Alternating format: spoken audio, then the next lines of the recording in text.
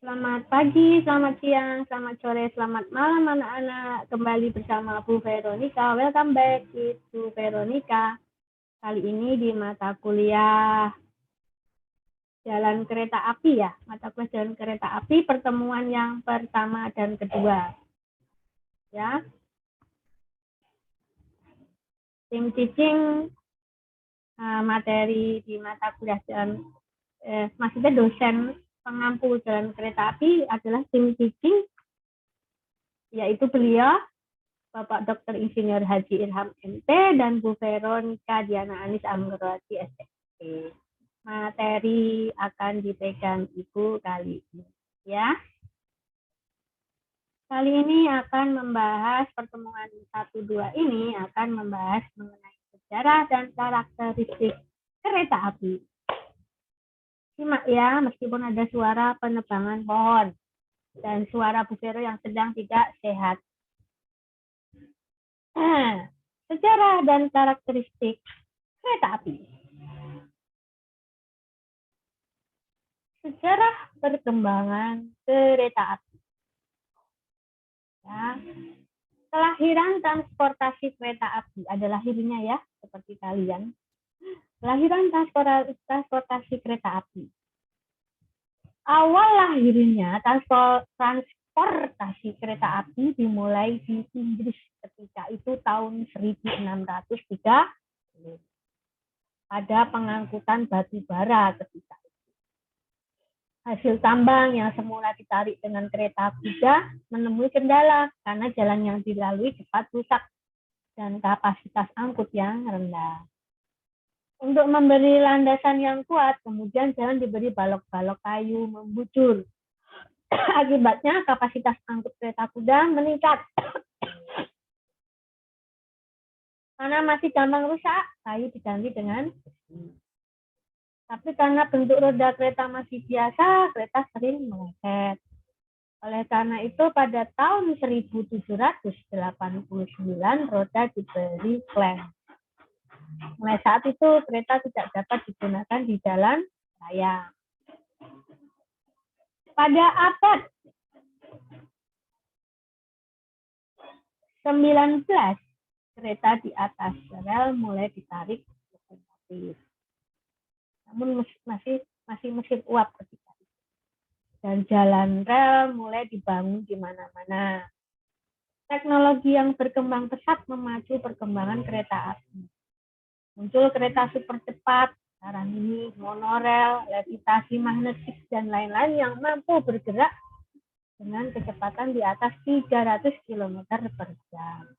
Bahkan sekarang sudah ada yang super cepat, 600 sampai 700 km per jam. Jadi seakan dari Jogja ke Jakarta 30 menit ya. Terus persinyalan juga berkembang. Tidak hanya sinyal mekanis, tapi juga elektris mulai. Sejarah kereta api di Indonesia. Secara de facto, kereta api di Indonesia hadir dengan dibangunnya jalan rel sepanjang 26 km. Ketika itu secara de facto. Kemudian sampai Tangguh.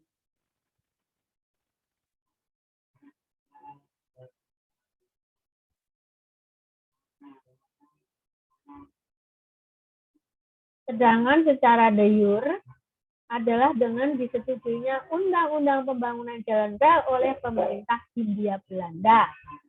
Ketika itu tanggal 6 April 1875. Kemudian dari data tahun 1999, panjang rel di Indonesia sudah mencapai 4.615 km. Terus awal revolusi kemerdekaan kereta api direbut dari Jepang kan oleh Angkatan Muda Kereta Api itu tanggal 28 September 1945. Kemudian pengelolaan kereta api di Indonesia sempat mengalami beberapa kali perubahan, antara lain oleh Jawatan Kereta Api Republik Indonesia yang berubah menjadi jawatan kereta api sampai tahun 1950. Kemudian tahun 1963 berubah menjadi perusahaan negara kereta api. Berubah lagi jadi perusahaan jawatan kereta api atau PJKA. Berubah menjadi perusahaan umum kereta api, Perumka. Dan terakhir sekarang ini menjadi PT Kereta Api Indonesia berdasar PP nomor 19 tahun 1990. Dunia kereta api di Indonesia terus berkembang, termasuk teknologinya. Contohnya adalah diluncurkannya KA Argo Bromo, Argo Gede, dan seterusnya. Perkembangan ini dapat dilihat di PT Inka di Madiun dan di Balai Yasa yang terdapat di beberapa daerah. Selanjutnya, perkembangan kereta api di Indonesia dapat dilihat pada lampiran di belakang. Sampaikan ya di lampiran nanti di slide ya.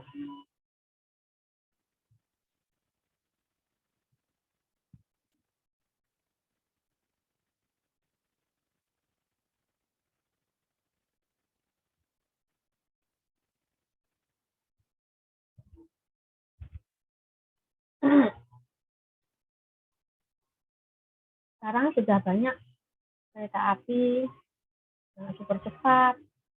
Terus apalagi ya, di Indonesia mungkin baru ini ya manajemennya ya tertata rapi.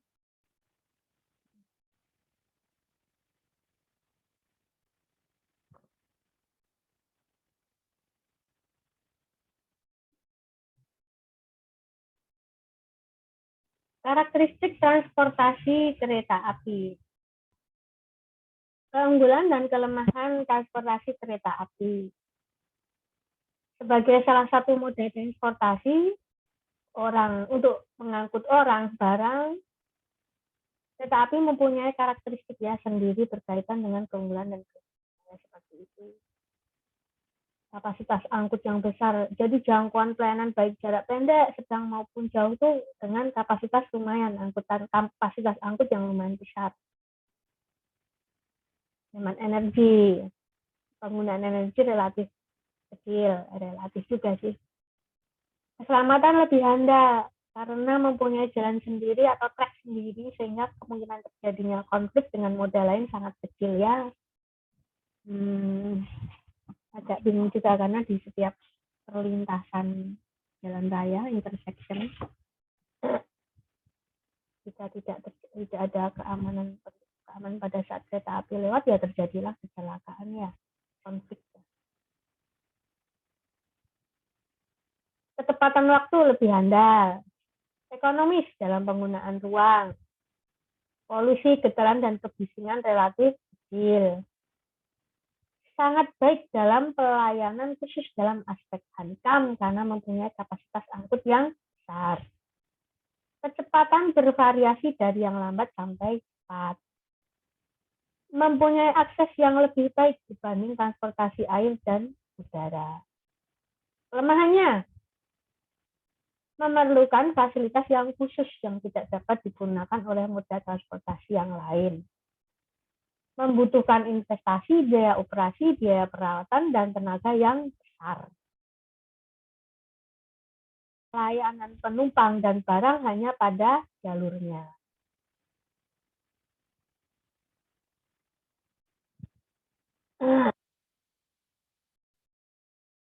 Bentar, slow battery.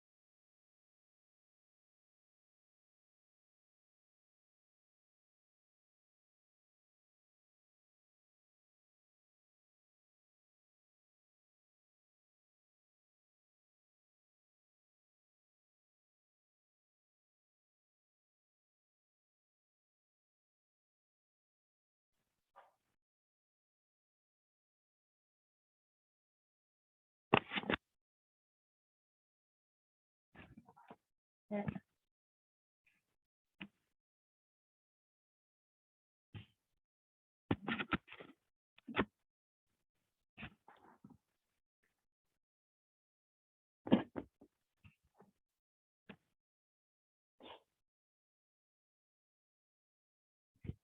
Tidak bisa ya.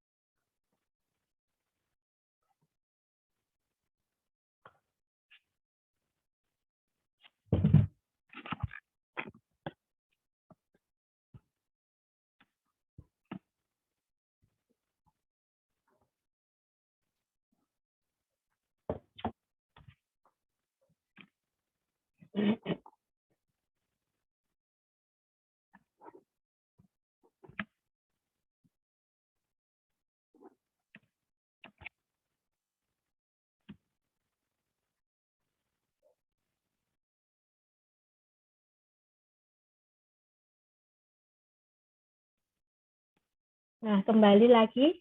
Tadi apa ya? Kelemahan sudah ya, keunggulan kelemahan sudah ya. Oh, kelemahan ya. Kelemahannya memerlukan fasilitas yang khusus.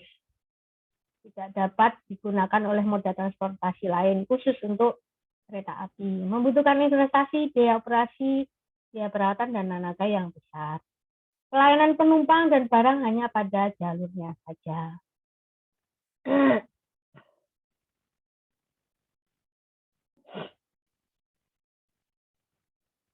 Masih karakteristik transportasi kereta api, namun bagian perbandingan antara jalan raya dan jalan rel. Sejak digunakan flange pada roda kereta api, maka terjadilah perbedaan jalan raya dan jalan rel. Setelah melalui perjalanan yang panjang baik teknologi maupun pengoperasiannya, maka dapat dilihat perbedaan karakteristiknya antara transportasi jalan raya dan transportasi jalan rel. Perbedaan tersebut mencakup bahan jalur, lalu lintas, tegangan, kecepatan, gesekan, perpindahan jalur. Untuk bahan jalur pada jalan raya, perkerasan fleksibel, perkerasan kaku, atau komposit. Kalau di jalan rel itu berupa batang di atas fondasi elastis, batang besi maksudnya, batang baja atau batang baja di atas fondasi elastis. Kemudian lalu lintas.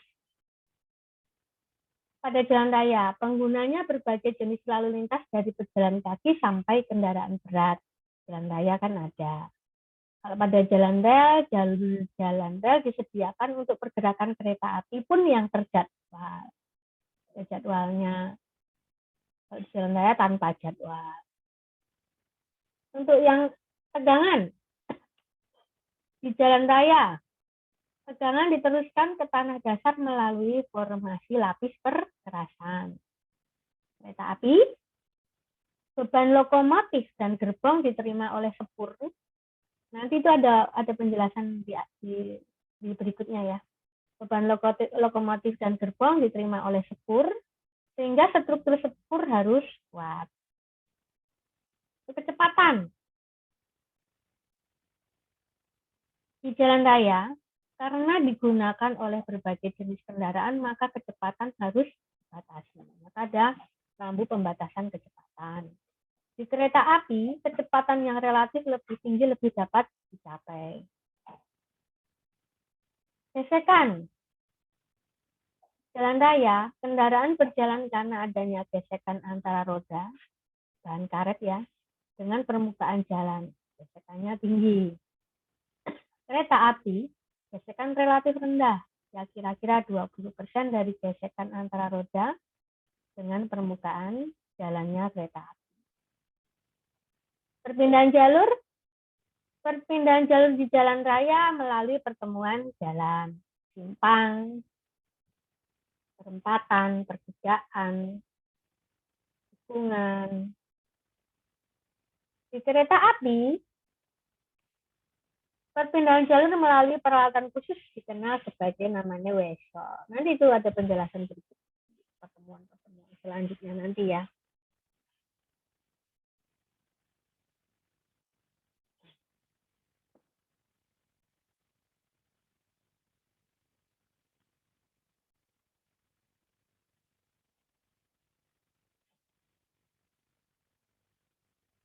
Nah, masih ada karakteristik lagi di bagian perbandingan karakteristik antara udara, transportasi laut, transportasi darat. Mencakup apa saja? Dimensi pergerakannya, kecepatannya, penggunaan lahan, polusi udara yang ditimbulkan, sinyal lalu lintas, akses langsung pada pengguna, suara yang ditimbulkan, efisiensi energi, konsumsi ya dalam penggunaan energi.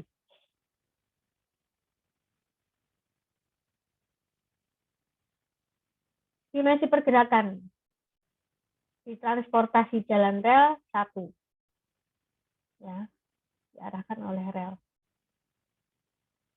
Terus transportasi jalan raya 2 arah ya, tapi ada yang menjadi 1 arah ya, 2 arah umumnya ya. Transportasi udara 3 dengan ketinggian.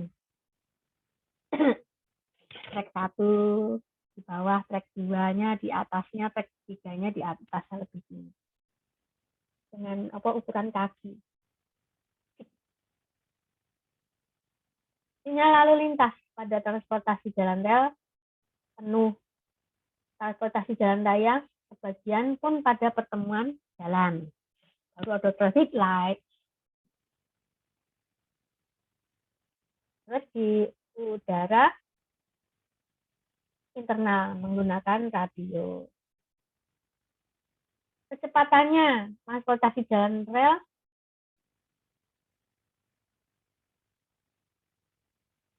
tinggi antara satu stasiun ke stasiun lainnya. Transportasi jalan raya sedang. Transportasi udara sangat tinggi antara bandar udara satu ke bandar udara lainnya. Akses langsung pada pengguna. Transportasi jalan rel tidak begitu baik. Transportasi jalan raya sangat baik. Transportasi udara juga tidak begitu baik. Akses langsung ya kan perlu tiketing, perlu pemesanan tiketing, perlu pengecekan bagasi, perlu dan lain-lainnya. Penggunaan lahan. Transportasi jalan rel sempit. Transportasi jalan raya lebih lebar. Transportasi udara sangat luas tapi hanya di bandaranya. Kalau di jalurnya juga dipantau kan dengan jalur dipantau. Tadi ada bawah, tengah, di atasnya paling tinggi. Dan tidak sembarang kan lalu sesuai rute. Suara. Transportasi jalan rel keras tapi hanya di dekatnya. Transportasi jalan raya sedang. Transportasi udara sangat keras di dekatnya, di dekat bandara. Selanjutnya kita nggak mendengar di atas. Polusi udara yang ditimbulkan transportasi jalan rel rendah. Transportasi jalan raya ya bisa sedang, bisa tinggi. Transportasi udara sangat tinggi. Efisiensi energi dalam penggunaan. Transportasi jalan rel tinggi, transportasi jalan raya tinggi untuk bus, rendah untuk mobil. Transportasi udara rendah. Ya untuk materi yang apa tadi? Ibu rasa cukup di sini untuk materi yang sejarah dan karakteristik kereta api. Cukupkan sampai di sini dulu. Selanjutnya kita akan membahas nanti di pertemuan berikutnya